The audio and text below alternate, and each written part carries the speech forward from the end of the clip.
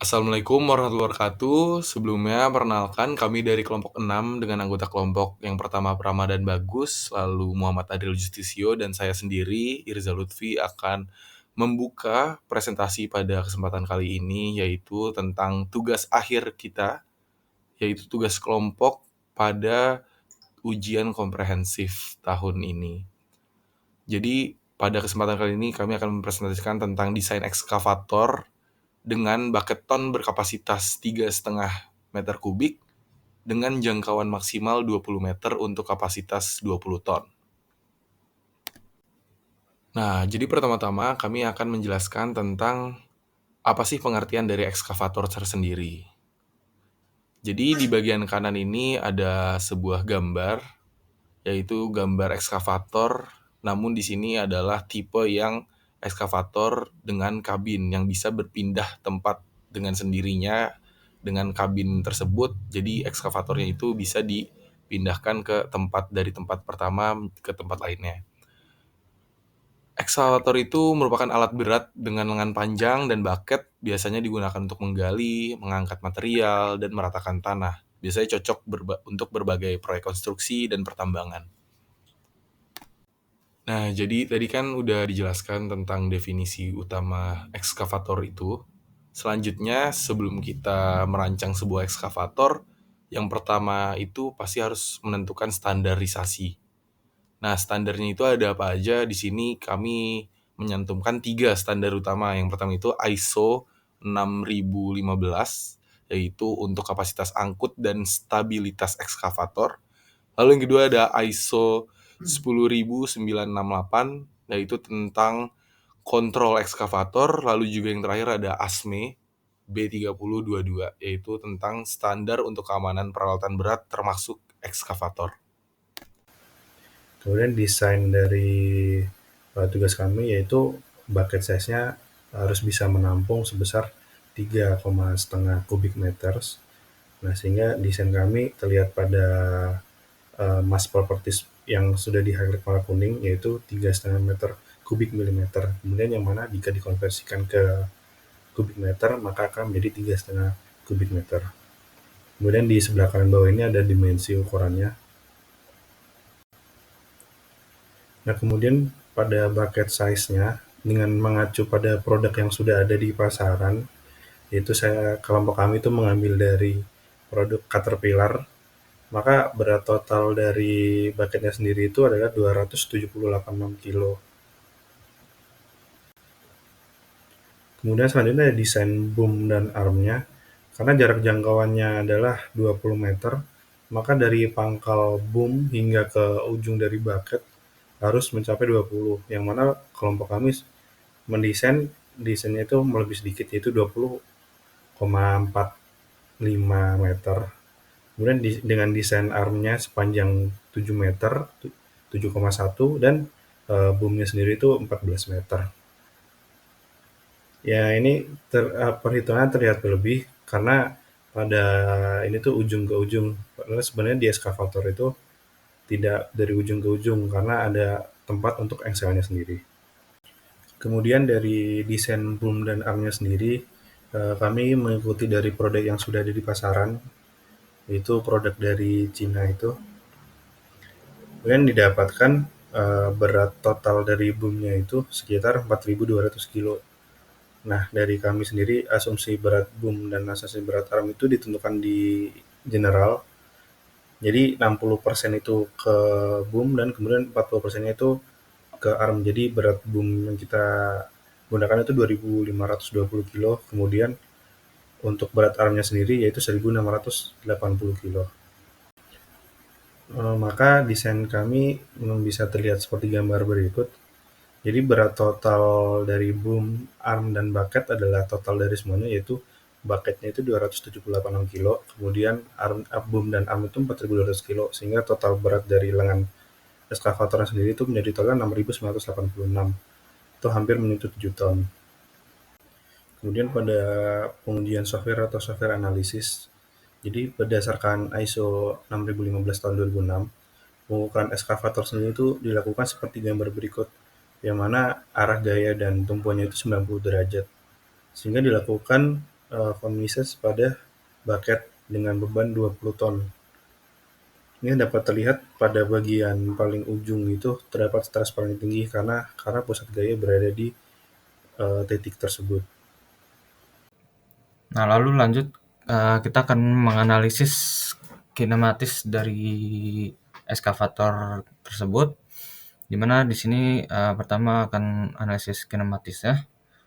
Nah, di sini kita mengasumsikan beberapa banyak data, di mana panjang boom ini yang tadi dikasih tahu ya 1560 mm di awal tadi.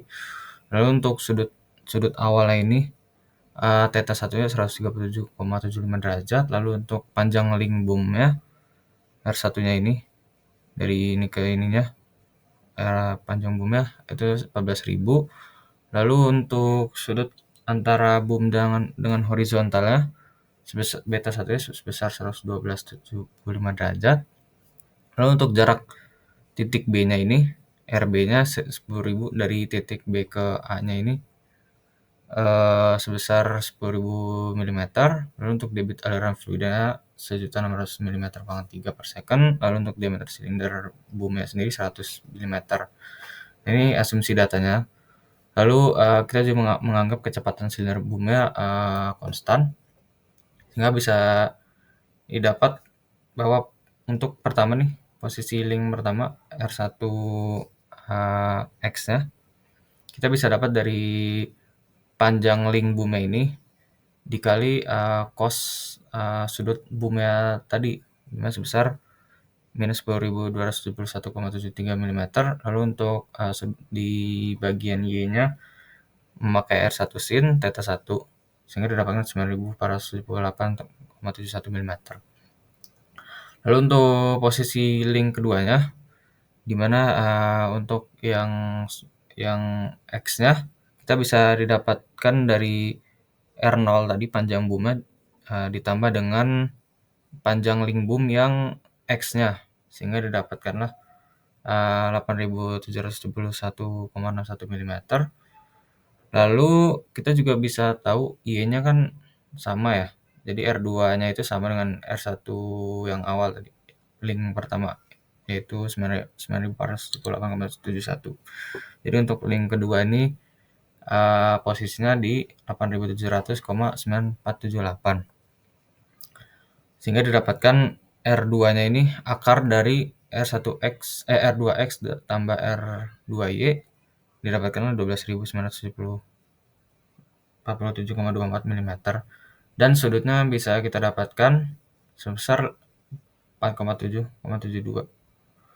Lalu untuk posisi titik B-nya sendiri, B-nya ini kita tahu juga RBX-nya, mana RB-nya cos beta 1 dan RB-nya RB sin beta 1, sudut antara boom dan horizontal, sehingga dapatkan titiknya, posisi titik B-nya seperti ini. Nah, setelah itu kita bisa ngitung kecepatan silinder dari boomnya sendiri, di mana kita pertama nyari silinder luas penampangnya dulu, di mana tadi kan D-nya 100, diameter silindernya, jadi kita bisa dapat luas penampangnya dulu, yaitu 7.853. Lalu kita bisa menghitung kecepatan translasi VS1-nya, di mana debitnya dibagi luas penampang tadi sebesar 203,72. Lalu kita bisa mencari kecepatan sudutnya omega 1, di mana V1 dibagi R1, panjang boom tadi. Ya, didapatkan kecepatan sudutnya 0,0145 radian per second. Lalu kita bisa mendapat VA1-nya dengan omega 1 dikali R1 sebesar 203,72. Nah, lanjut kita analisis kinematis di bagian armnya ekskavator juga. Lalu yang sama kita asumsi data-data juga. Sempat lihat beberapa jurnal. Kita bisa lihat panjang arm tadi kan didapatkan 7.102. Lalu untuk sudut theta 3-nya sebesar 40 derajat. Lalu untuk jarak titik RDB-nya 8.500. Untuk debitnya sama tadi 1.600.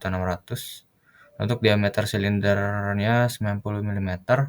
Untuk jarak titik B ke E-nya 9.500 mm. Lalu kecepatan silindernya kita anggap konstan sehingga alfa 2-nya sama dengan 0. Lalu kita bisa analisis R3-nya, R3 ininya. Yang pertama R3 R3 yang X-nya kita bisa pakai R3 cos theta 3 didapatkan 5.441,37 mm. Yang R3 Y-nya sama R3 sin theta 3 didapatkan pada 4.566,11 mm.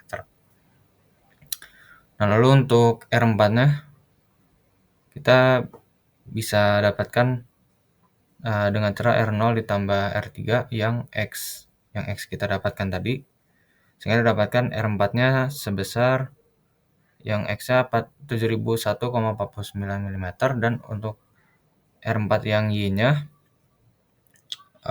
sama dengan R3Y karena tidak ada perubahan pergerakan di bagian Y-nya, sehingga nilainya 4.566,11 mm. Nah, lalu untuk R4-nya sendiri akar R4X kuadrat ditambah R4Y kuadrat, sehingga didapatkan posisi R4-nya 8.416,69. Untuk tetanya sehingga didapatkan 33,44 derajat. Lalu kita juga bisa menghitung kecepatan dari armnya ini. Jadi yang pertama kan kita bisa tahu tadi diameter silindernya. Jadi kita bisa menghitung luas penampang silinder armnya sendiri, yaitu sebesar dihasilkan 6.361,73 mm kuadrat. Lalu untuk menghitung kecepatan translasinya bisa debit tadi dibagi dengan luas penampangnya tadi, sehingga hasilnya 251,33 mm per second.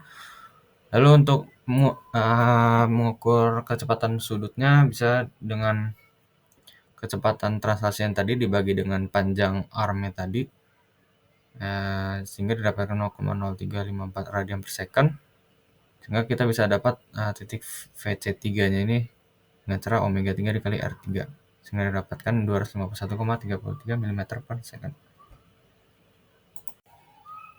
Nah, kita lanjut, kita menganalisis dari bucketnya itu sendiri.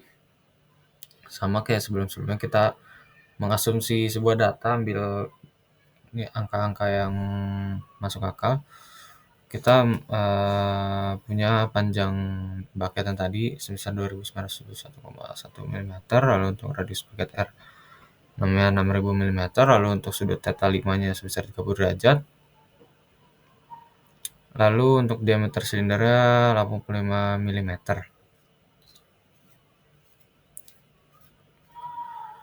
Lalu kita bisa analisis posisi link 5 dan 6-nya, di mana posisi link R5-nya ini R5 ya, R5 cos theta 5. Untuk mencari R5 di X-nya kita bisa cari dengan R5 cos theta 5, sehingga dihasilkan 2.573,38 mm. Untuk R5 di sisi Y-nya kita pakai sin, didapatkan 1.485,5 mm. Nah, 5-nya nih. Lalu untuk mencari R6X-nya kita bisa tambah R5X tadi ditambah dengan R0 tadi, sehingga didapatkan 857,338. Lalu untuk Y-nya karena nggak bergerak, nggak berubah panjangnya, sehingga R6Y-nya bisa sama dengan R5Y-nya. Lalu untuk mencari theta 6-nya bisa kita artan dari R6Y-nya dibagi dengan R6X ya, sehingga dapatkan derajat theta 6-nya 9,86 derajat. Lalu untuk mencari kecepatan silinder bucketnya sendiri sama seperti yang sebelum-sebelumnya, kita cari luas penampang silinder bucketnya dulu. Tadi kan kita dapat diameter silinder 85, sehingga kita bisa menghitung luas penampangnya, sehingga dihasilkan 5.674 mm kuadrat. Lalu untuk mencari kecepatan translasinya sama Q dibagi A, tadi 1.600.000 dibagi 567,4 sama dengan 281,95 mm per second. Lalu untuk mencari kecepatan sudut bucket 5-nya ini bisa pakai V dibagi R. VS3 yang translasi tadi dibagi dengan panjang bucketnya tadi, sehingga didapatkan 281,95 dibagi 2.971, didapatkan panjang kecepatan sudut bucketnya 0,0949 radian per second. Kemudian analisis gaya pada bucket. Jadi berat bucketnya sendiri itu 2.786 kilo. Kemudian beban yang harus dapat diangkut itu sekitar 20 ton. Kemudian kita dapat mentotal berat bucket dengan berat beban yang harus dapat diangkut. Nah, kemudian kita dapatkan W-nya itu 223.000 Newton. Sehingga didapatkan Fy sama dengan 0, sehingga Ay plus By-nya itu juga diketahui. Karena sudah diketahui Ay plus By, maka kita mencari di momen B untuk mencari By. Ketika By sudah dapat, yaitu 111.000, maka kita dapat momen di C. Sehingga momen di C itu sebesar 5.000 Nm. Ketika dapat momen di C, kita juga mendapatkan force pada silinder yang dibutuhkan. Sehingga force yang didapat itu membutuhkan sekitar 62.000 Newton.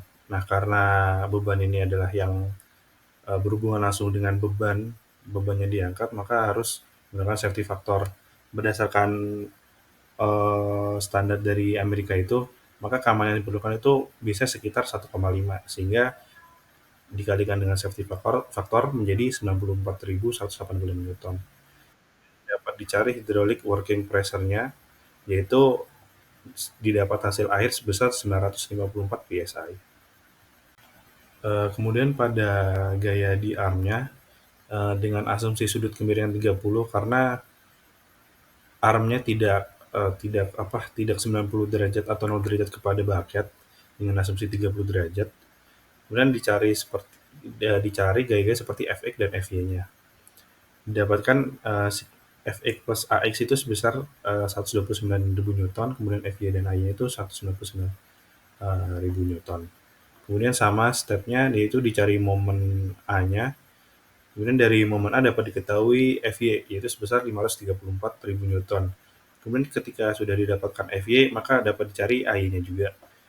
Ay-nya negatif karena berlawanan arah dengan arah dari Fy-nya. Setelah didapatkan Ay, kita mencari sigma momen di A.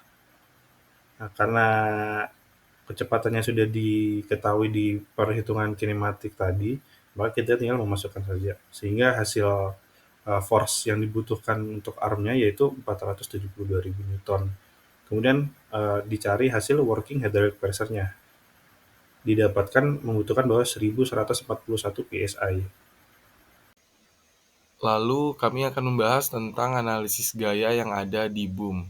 Nah, jadi yang pertama itu kami harus mendefine boom ini beratnya ada di angka 2.520 kg. Lalu dikali dengan gravitasi supaya kita bisa mendapatkan gaya berat. Nah, di sini didapatkan 24.741,2 Newton. Nah, lalu kita juga harus tahu nih jarak dari titik pivot ke titik berat. Nah, kira-kira jaraknya itu ada di angka 7 meter. Nah, kita harus menghitung momen. Nah, rumusnya itu adalah F dikali jarak titik berat. Nah, didapatkan hasilnya itu 174.150 Nm.